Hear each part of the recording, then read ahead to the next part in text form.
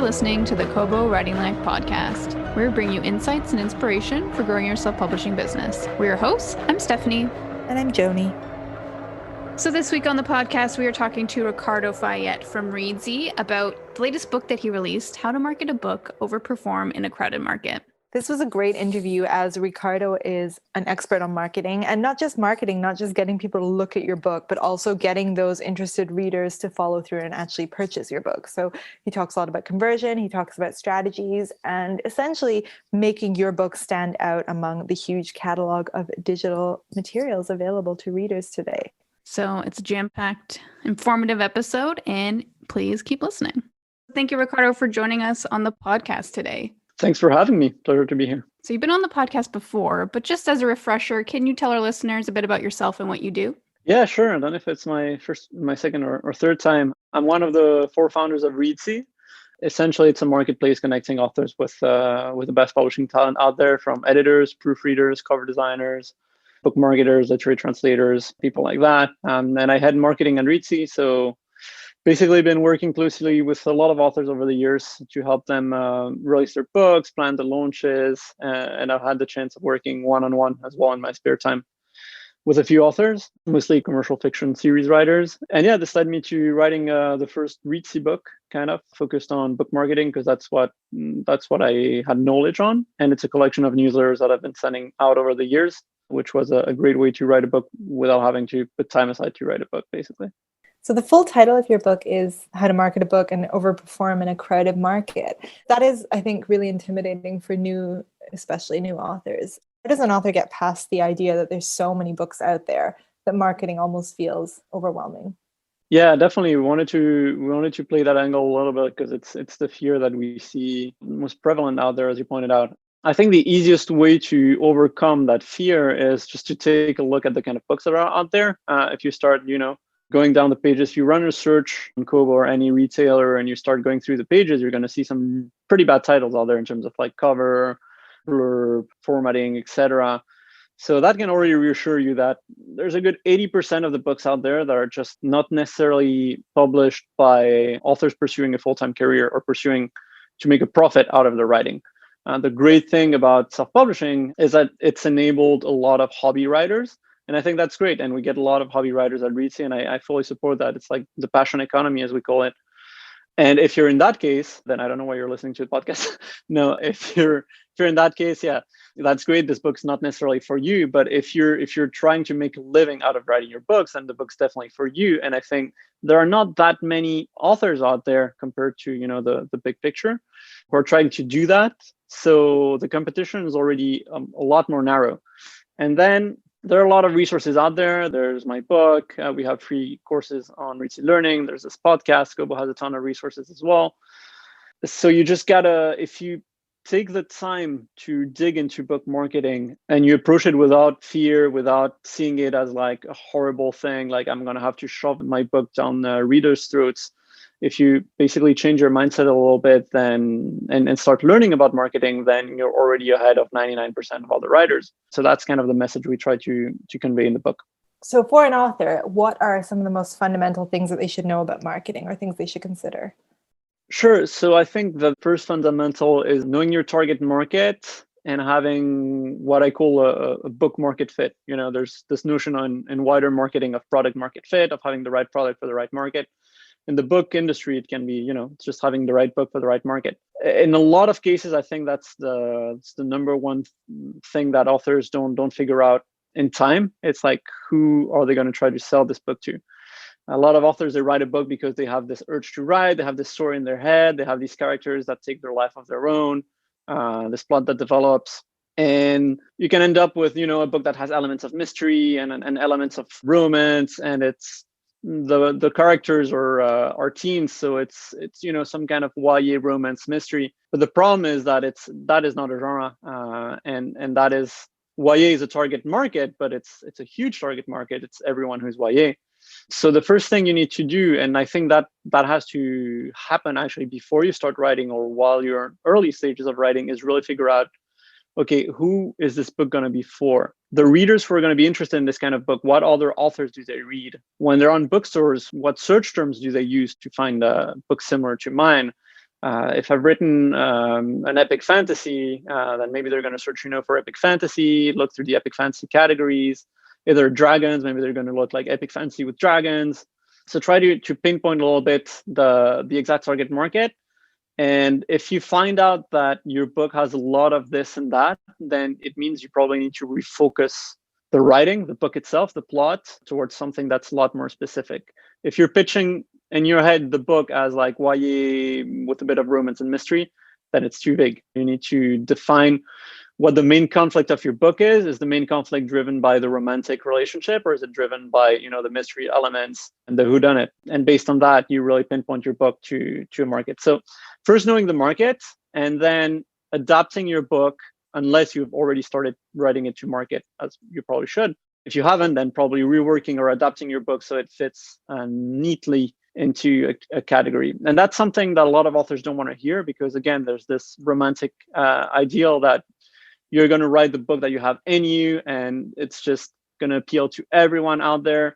But that's an ideal, and that's very bad marketing advice. You should write something for a specific subsegment of the market, people who are going to love this kind of book and this kind of book, and write it for them. And then if it becomes popular enough with that little segment, then they're going to tell their friends about it, and it might blow up. Harry Potter, everyone talks about Harry Potter being, read by everyone, one of the most sold books. But at its core, Harry Potter is middle grade fantasy, and it started being read by the children in middle grade who enjoy fantasy, and then their parents picked it up and they enjoyed it as well, and it blew up over there. But you need to start with a very small target market in mind, and then write the best book possible for that target market, which probably involves doing a bunch of research and reading books that are aimed at that market. How much do you think that authors should be tailoring their marketing towards different retailers? Because I think that readers and purchasers behave differently across all the different retailers. What's the best way for an author to navigate that?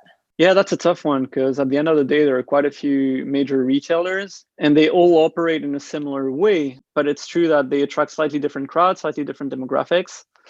So I mentioned that you have to do a lot of research to write the right book for your genre, and you have to do a lot of research as well on retailers. Unfortunately, there's a lot of research involved in marketing. It's actually, most of marketing is just research and setting up your metadata correctly. So I have several chapters in the book dedicated to each of the major retailers. It's at Barnes & Noble, but I'll work that one in the next edition. And in those chapters, I give some tips, but I also do sort of a live analysis of the store, And if you're writing a book and you say, okay, I think I want to see how I can make my book, more prominent on Kobo, then the first thing I'd encourage you to do is go on the Kobo website, your country website, or the Canadian website of Kobo, which is probably where most of your Kobo market is going to be. And start searching for books on there. See how the search works, see how the categories work, see what kind of sections are featured. Kobo has a lot of human curation in it. So you might need to find a way to, get your book seen by the editorial team, by the curation team, in which case you might want to go to conferences and meet Kobo reps. So you can draw all these conclusions by reading those chapters of the book and then going on the different stores and analyzing them in the same way. And that can tell you a lot about each store. The issue is, and I found this myself, when you use an aggregator like Draft2Digital, you have less control over each bit of the metadata. So I'd say if you think that you're going to get strong sales in one of the stores, then probably go direct. If you definitely want to focus on Kobo, upload direct to Kobo, because you're going to have more control over your metadata, be able to format your word better, and metadata plays a vital factor in search on the stores. I feel like metadata is often overlooked by people because they don't think it's as important. But we've talked to an author in the past who she didn't run any ads and she just changed her metadata for all her books, and the sales, did they increase, Joni, or was it? Yeah, her sales skyrocketed, I believe. Which episode was that? I need to add a link. Gail Carriger. Yes. So you talk about conversion in your book, which I thought was an interesting chapter. I'm just wondering if you could kind of explain what conversion is for anyone who isn't familiar, and then anything that's kind of surprising you've learned about it. You kind of briefly talked about it in the terms of metadata, but if we could just go a little further. Yeah, for sure. I think conversion is definitely overlooked, because a lot of authors, when they're thinking about marketing, they're thinking about how can I get this book seen by as many people as possible? Because generally, once you publish a book and a few people start reading it, you're going to get good feedback about it. Like, most of the feedback you're going to get about this book is good, unless you have latent problems with the book. But generally, I'll have authors come to me and say, I just need this book to get seen by people, because once they see it and they read, they love it. First, that's questionable, because again, most of the feedback you're going to get about your book is positive. You're rarely going to have an email telling you how bad your book was and how much that person hated it. But that's kind of missing the point of the conversion, because getting your book seen by as many people as possible is half the picture of marketing. One of the basic marketing principles is, in order to get a sale, you need a customer to view your product. That's step one. It's kind of what we call traffic. And then step two is, once they've viewed your product, they're interested enough to buy it. That's what we call the conversion, going from like seeing the book to buying it. That's half the picture, and it's actually more important, because you can start running Facebook ads or BookBub ads or do price promotions and book newsletters and, I don't know, bring 5,000 people to your book on Kobo. If 0 of these people buy it, you just spend a bunch of money for nothing. You could have brought 5 people to it, and you would have had the same result. If you tweak your page, your Kobo page, so that it attracts people a little bit more, maybe you're just going to have to bring 5 people to it to sell a copy. And that will already be a better performance than your previous one. And that's why, for me, conversion is a lot more important, because first, it's free. It's all about optimizing your book page, optimizing your cover. If we get into the details, your title, your blurb, your metadata, as we talked about, the categories you're in. But I really think cover and blurb and title for nonfiction are the most important things. You can also optimize your first few pages of the book, the kind of look inside. But yeah, cover and blurb. Small changes on the cover or on the blurb, or big changes on cover and blurb, can have massive effects, because, as I said, if you get 10 people who visit your book every day and only 1 of them buys it, you're getting 30 sales a month. If suddenly 3 people in there buy your book out of the 10 who see it every day, you're getting 90 sales a month. So as soon as you start doing the math, a change in conversion has an exponential impact on your sales. And some retailers, I don't know if it's the case of Kobo, I haven't figured this out yet, but other retailers like Amazon, they place a very strong emphasis on conversion. So if they see that a book is converting very well, then they're going to want to show that book more, because at the end of the day, what retailers want to do is sell books. They just want to sell books. So if they see that it takes 100 people to sell 1 copy, they're not going to want to show that book to people, because it's just going to be wasted page views, basically. If they see that every 10 page views a book has, it sells 1 copy, then they might want to push that book. And if they see that this book has 30% conversion, which is crazy, obviously, but who knows, like one out of 3 people who see the book, they buy it, they just going to want to push that book like crazy, because they're going to get a bunch of sales out of it. So that's why conversion is even more important than traffic. And it can actually hurt you to send a bunch of traffic to a retailer and not have it convert, because that retailer is just going to shut down your book and say, I'm not going to show it to anyone. Yeah, that makes a lot of sense. Do you have any tips for authors who are looking to market backlist titles? Yeah, backlist is always tougher. Backlist can be sold through Frontlist, making sure that you have all your links at the end of your books, that you update your books regularly with the backlist, you update your email autoresponders with the backlist in there, you make sure you have it in your website. So all these kind of like passive, organic, free options are generally the best way to get a trickle or sales to your backlist by actively marketing your front list, which is what you should spend most of your marketing time on. Now, I've worked with quite a few authors to revive their backlist, and generally we've done that through Facebook ads, sent at various retailers. Amazon and Kobo work generally pretty well for that. And it always depends on conversion. With some backlists, we're able, if the books convert well on the ads, then we just keep the ads going, and those books sell maybe 100, 200 copies every month with positive ROI on the ads. So there you go, a backlist that's alive and brings people into your readership and hopefully discovers your front list as well. In some cases, it's harder to get the conversion. So you spend a bunch of on ads, you get good clicks, good cost per click, but people don't necessarily buy those backlist titles.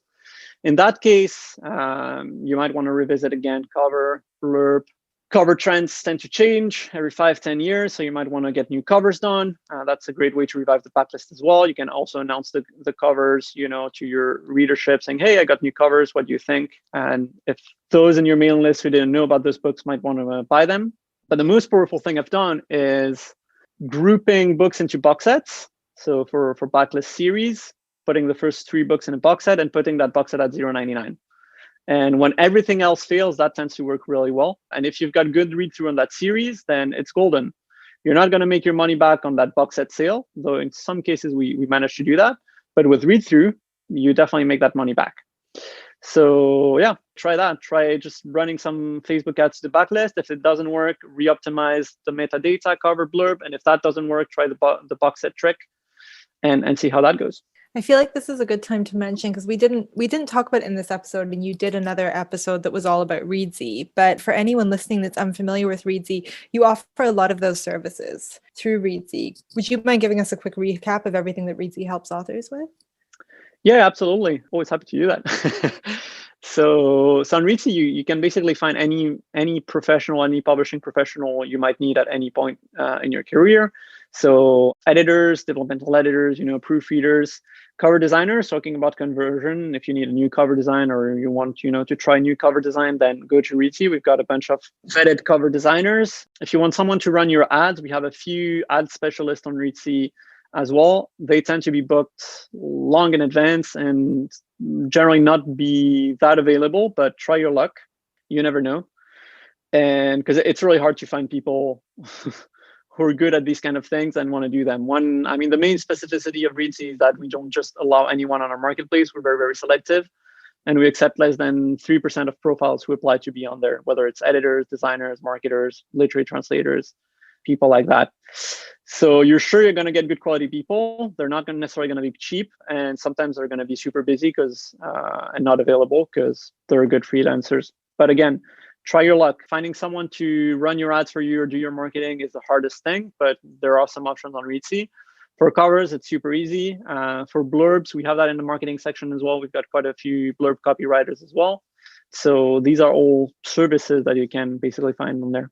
I've noticed over the past couple months that I've seen book ads on TikTok and Instagram, which is something I hadn't really seen before. And I'm wondering, are those platforms you've explored before? Is that something that's kind of new and you haven't really looked into? Or if you have an opinion on them? Yeah, I haven't looked into TikTok at all. I think it's a very specific demographic. So you'd have to make sure your books will appeal to that demographic. Instagram is a lot broader. I think there might be some blog posts still out there saying that Instagram, is for YA but really, I think it's a much older demographic now, Instagram. Case in point being that I use Instagram on a daily basis. So yeah, I'm definitely not YA.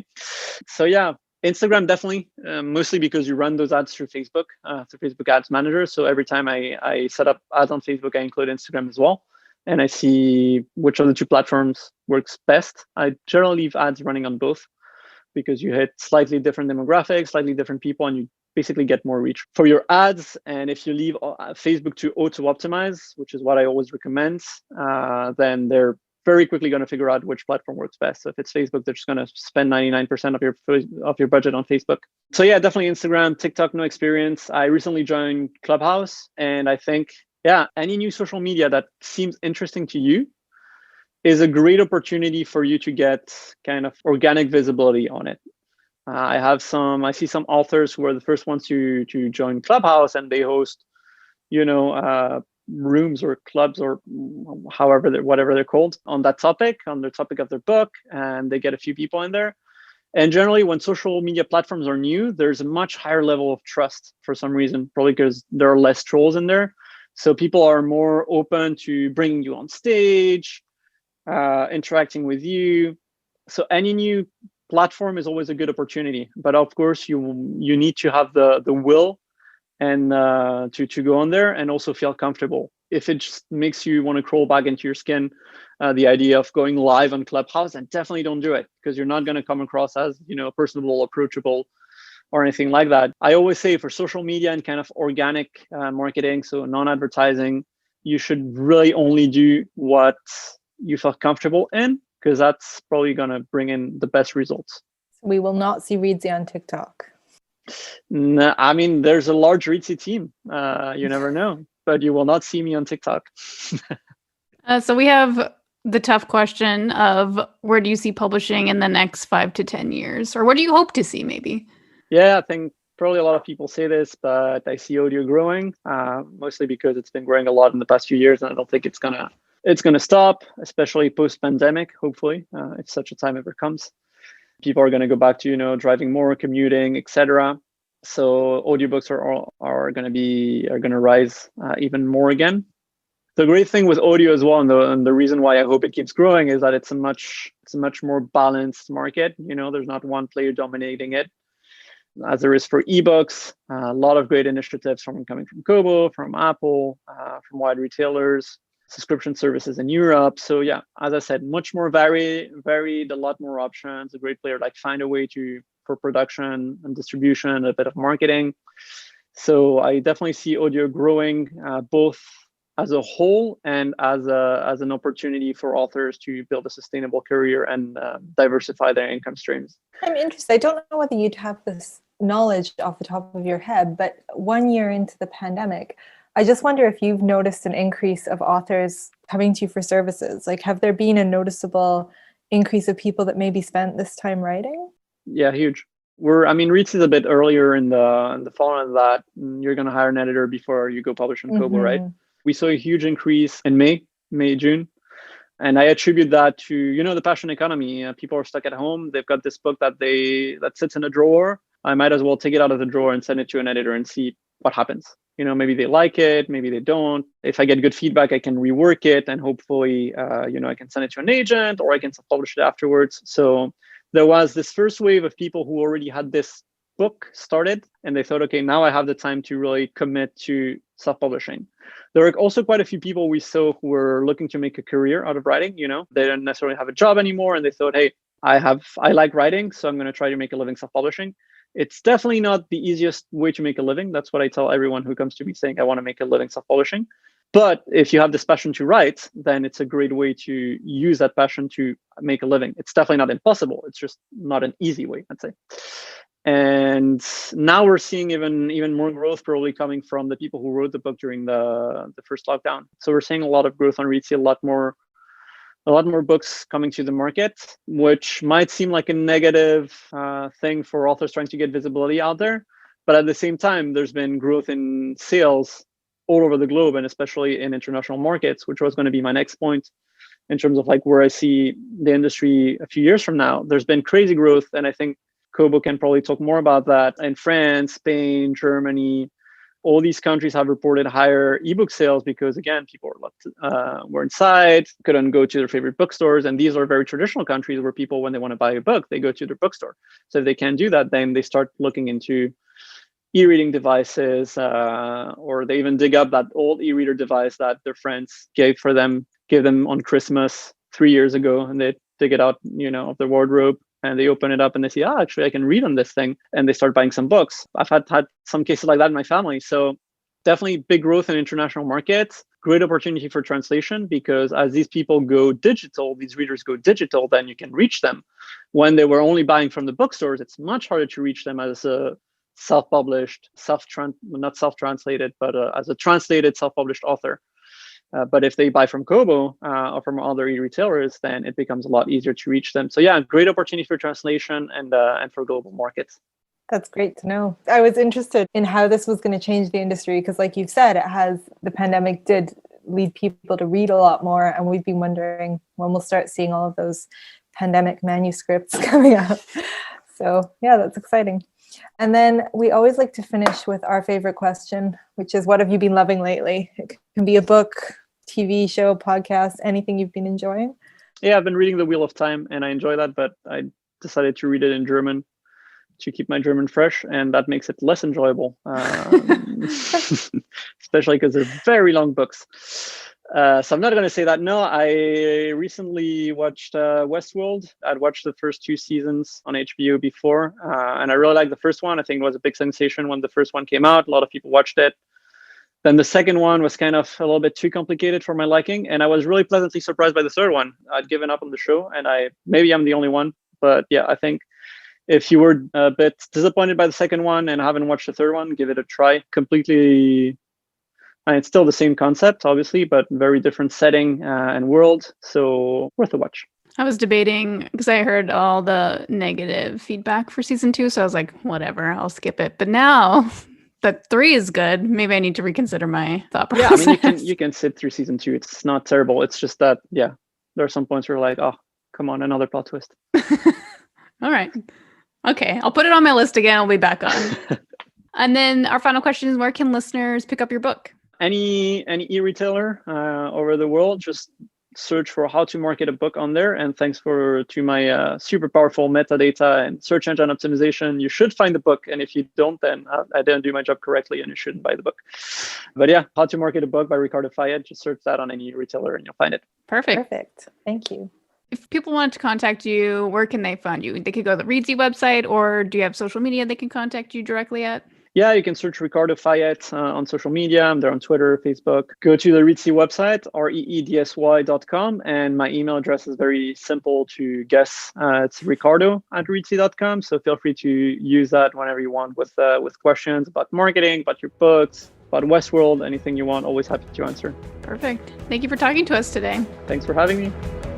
Thank you for listening to the Kobo Writing Life podcast. If you're interested in getting Ricardo's book, it is available for free on Kobo, and we will include the link in our show notes. This episode was produced by Stephanie McGrath and Joni DePlachto. This episode was edited by Kelly Robotham. Music was provided by Tearjerker. Production assistance provided by Rachel Wharton. And special thanks to Ricardo for being a guest on our episode. If you're ready to start your publishing journey today, sign up for free at kobo.com/writinglife. Until next time, happy writing.